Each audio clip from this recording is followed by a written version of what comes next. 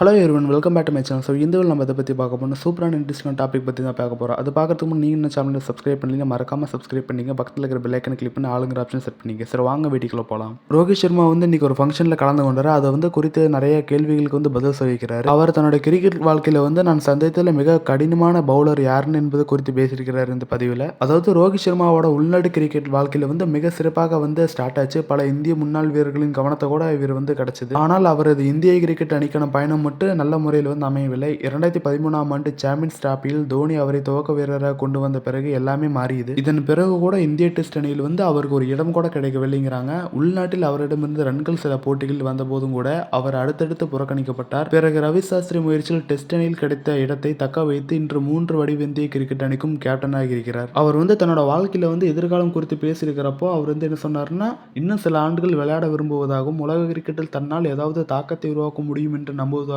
கூறியிருந்தார். இதை பேசிட்டு இருக்கிறப்ப ரோஹித் சர்மா என்ன சொல்லியிருக்கிறாருன்னா, நான் பேட்டிங் செய்வதற்கு முன்பாக ஒரு குறிப்பிட்ட பந்து வீச்சாளரின் வீடியோக்களை 100 முறை பார்த்திருக்கிறேன். அந்த பந்து வீச்சாளர் டேல் ஸ்டெயின். அவர் இந்த கிரிக்கெட்டோட விளையாட்டின் முழுமையான ஒரு ஜாம்பவான் சொல்லியிருக்கிறாரு. அவர் சாதித்த விதம் மிகவும் அருமையானதும் அப்படின்னு சொல்லியிருக்கிறாரு.